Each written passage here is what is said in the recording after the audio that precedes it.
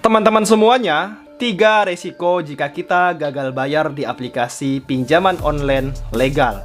Pinjaman online legal maksud gua di sini adalah pinjaman yang diawasi oleh OJK, resmi, dan juga jika kalian gagal bayar, kalian akan mendapatkan berbagai macam resiko, teman-teman.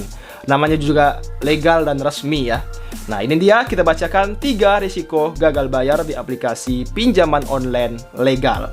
Yang pertama, teman-teman semua di sini masuk dalam blacklist leak OJK. Itu sudah otomatis, teman-teman. Baik pay letter ataupun pinjaman online semua sama, teman-teman, bakalan masuk ke dalam blacklist leak OJK.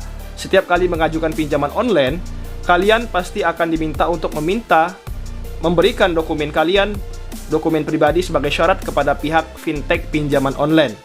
Dokumen tersebut biasanya meliputi KTP, KK, NPWP, akun internet m-banking, dan juga slip gaji kalian.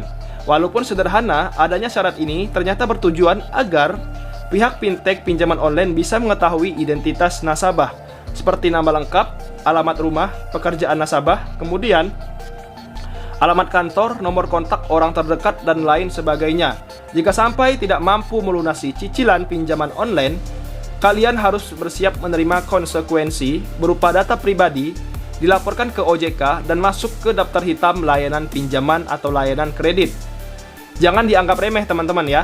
Masuk ke daftar hitam ini berarti kalian akan kesulitan atau bahkan tidak mungkin lagi mengharap bantuan finansial kepada lembaga keuangan yang ada di Indonesia. Kalau hal ini sampai terjadi saat mengalami masalah keuangan yang pelik di kemudian hari, kalian tidak akan lagi mendapat kesempatan untuk bisa bangkit dari keterpurukan. Karena itu, penting bagi kalian untuk selalu menjaga skor kredit agar senantiasa positif dengan cara membayar tagihan dari pinjaman jenis apapun secara tepat waktu. Dengan begitu, kalian akan dipercaya untuk melakukan pinjaman kembali di saat krusial dan benar-benar mendesak ke depannya. Seperti itu, teman-teman.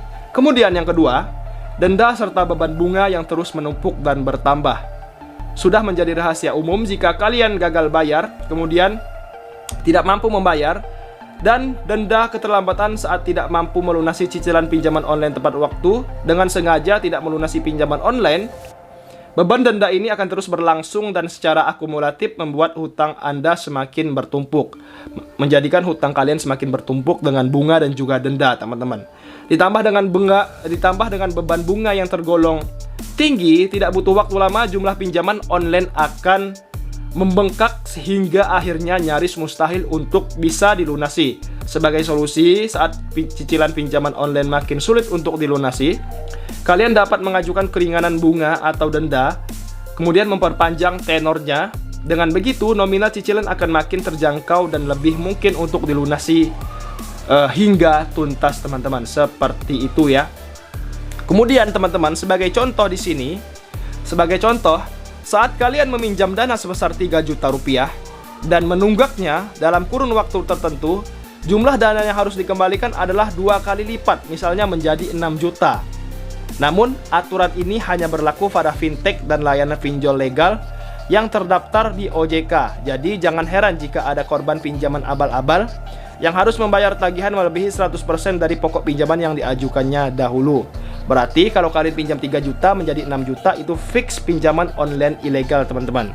Karena pinjaman legal tidak sampai dari 2 kali lipat dari pinjaman kalian. Kalau sudah seperti itu sudah sangat merugikan kalian sebagai nasabah ya. Yang ketiga, kejaran debt collector meresahkan dan mengganggu kehidupan pribadi kalian. Fintech memiliki prosedur yang ketat, namun teratur dalam hal mengurangi masalah peminjam yang mangkir atau tidak membayar pinjaman mereka.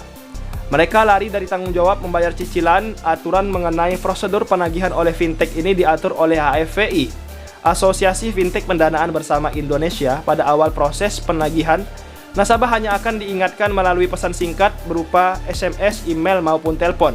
Namun, jika masih belum dibayar juga, tim debt collector lapangan akan melakukan penagihan ke rumah kalian, ke rumah nasabah peminjam ya, teman-teman, seperti itu. Kemudian, mereka akan menghubungi nomor kontak orang terdekat kalian untuk menanyakan kalian ada di mana. Suruh membayar secepat mungkin, seperti itu. Jika terus berlangsung dalam waktu lama, hal ini tentu akan berisiko mengganggu aktivitas sehari-hari kalian dan juga orang terdekat kalian, serta membuat hidup kalian menjadi tidak tenang. Nah teman-teman, itu dia 3 risiko gagal bayar di aplikasi pinjaman online legal. Semoga informasi kali ini bermanfaat. Dan buat teman-teman semuanya, namanya hutang wajib dibayar teman-teman. Fix, bayarlah hutang kalian tepat waktu. Kalau belum ada uang, ya mau diapakan. Terima kasih. Assalamualaikum.